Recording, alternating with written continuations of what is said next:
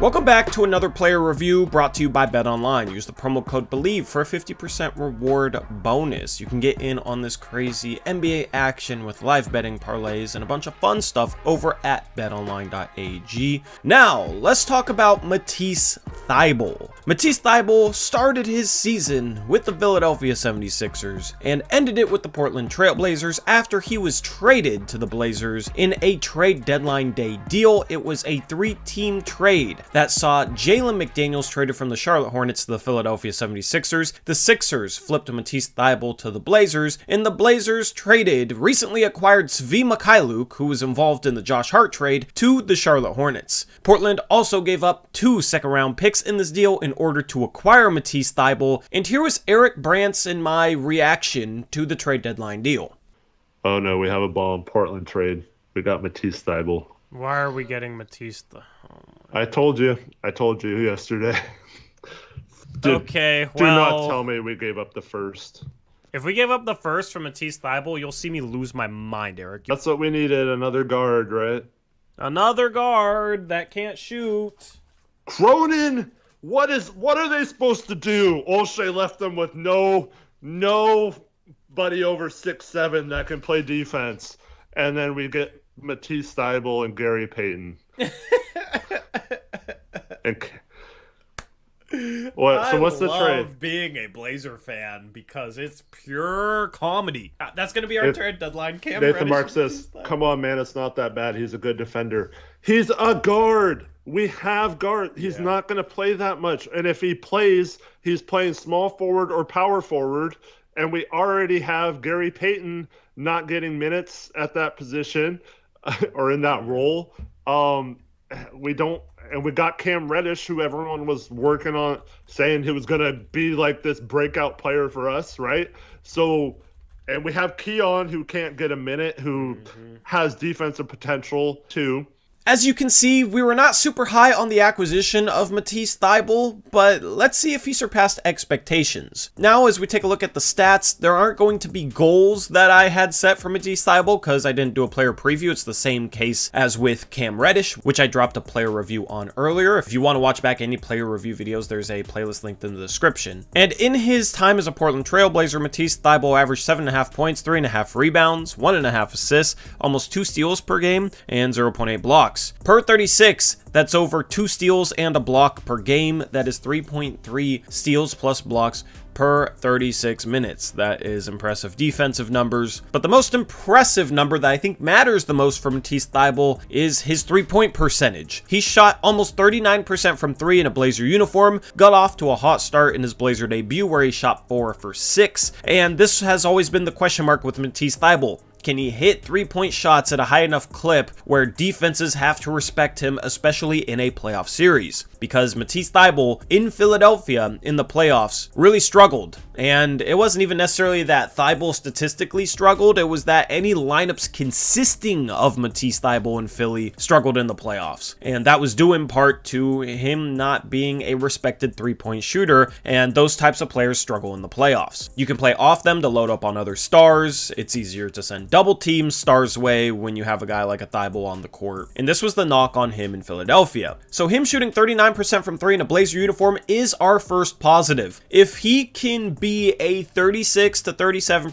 3-point shooter, then he becomes a high quality 3-and-D role player off the bench. Without that, he is a fringe rotation player at best because he's very offensively limited. Now, he had a large sample size in Philadelphia of struggling to make 3-point shots, so he did get up 85. He did get a lot of shots up per game. That's almost 4 3-point attempts per game, but it still could be a classic case of a small sample size inflating Thybulle's numbers. We'll have to wait and see if getting out of Philly helped Matisse Thybulle mentally in terms of making 3-point shots. He talked about that a bit in his first post-game press conference after his Blazer debut, in which he said the organization had faith in him, wanted him to shoot shots, and that it's nice for him to have that be the case. So 3-point shooting was definitely a positive in Matisse Matisse Thybulle's Blazer minutes. The second positive is obviously his defensive playmaking, and he's just a guy that forces steals, blocks shots, gets deflections, can fly around the court. Now, as I've said in previous player reviews, especially Drew Eubanks, block shots and steals are only a small fraction of defensive possessions, so they shouldn't be inflated to be all that meaningful. But when you have a guy getting steals at the rate that Thybulle does, blocking shots at the rate that Thybulle does for a wing, it shows that he's at least flying around the court and is very active defensively. The third positive was his rebounding. The Blazers don't have many good rebounders on this team right now, but in Thybulle's time as a Blazer, he rebounded the ball at a higher rate than he had at any point in his career. Thybulle still isn't a great rebounder, but for a wing, getting 4.5 rebounds per 36, it's not terrible, and I'm hopeful that he can improve his rebounding even more. The positives with Thybulle are clear-cut,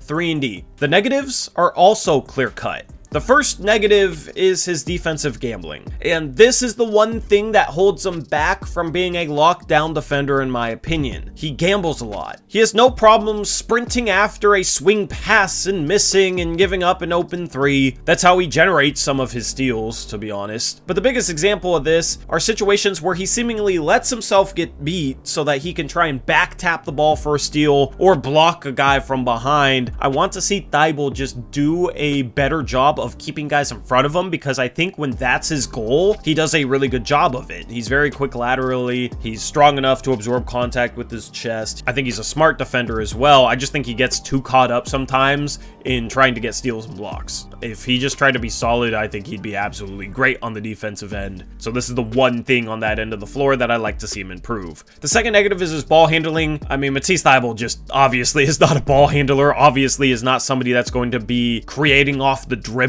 at all. And for a wing, that is a bit tough, especially when you start talking about teams potentially trapping Damian Lillard and him getting the ball out of the trap. Having a wing that can't really handle the ball is a bit tough, but that's why it's so important for Matisse Thybulle to knock down threes at the rate in which he knocked down threes in a Blazer uniform, so that he is an option to help make teams play for trapping Damian Lillard or any other star that Thybulle's playing with. And then the third negative is his passing. I just was not impressed with Thybulle as a passer at all this season. His offensive skill set as a wing is limited. Without the three-point shooting, it's very, very rough, but just as long as he can just spot up and knock down threes, his poor ball handling and passing isn't that big of an issue, because at least he has a role. Now let's talk about the future for Matisse Thybulle. He barely missed out on qualifying for a bigger qualifying offer. Right now, his qualifying offer for this season to make him a restricted free agent is $6,275,862. By extending this qualifying offer to Matisse Thybulle, he can accept it and come back on a one-year deal. But first, he would wait things out to see if he caught a better contract offer. And with him being a restricted free agent, the Blazers could match any contract offer that Matisse Thybulle got.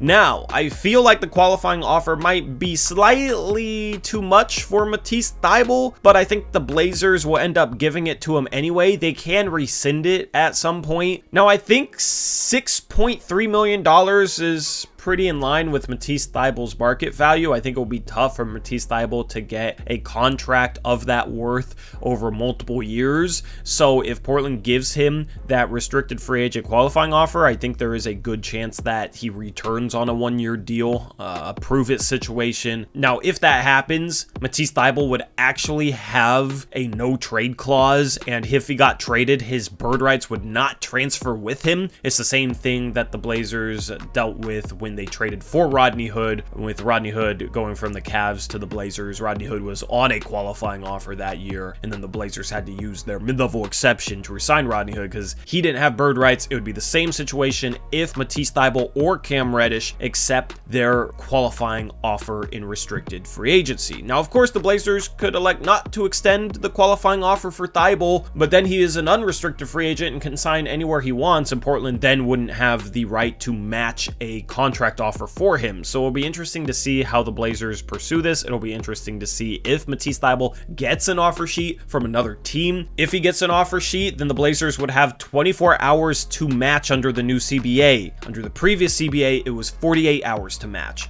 So they cut down on that time. About a decade ago, it was 3 days, then it was 2 days. Now it's only one singular day. So the Blazers have to know what type of contract they'd be willing to bring Matisse Thybulle back on this offseason, and then anything beyond that, they don't match. Anything below that, they would. So it'll be fascinating to see Matisse Thybulle's free agency play out, but I do expect him back next year as a Portland Trailblazer. As far as what Thybulle should work on, he needs to keep working on that three-point shot. That is the key for him becoming a role player in the NBA. That is the key for him getting future contracts. The league values 3-and-D guys, and Thybulle's just been a defensive guy. If he can become a true 3-and-D guy, then he definitely has a spot in the rotation, probably on a winning team. He does need to gamble a little bit less, but that's an easy fix. And then beyond that, he still should be working on his ball handling, on his passing, just to try and get those skills so they're not so negative. Also, I'd like to see him start doing more YouTube vlogs, because the vlogs he did in the bubble were pretty good, and he seems to have abandoned that. So as a YouTuber who likes basketball, I'd like to see the basketball player start YouTubing again.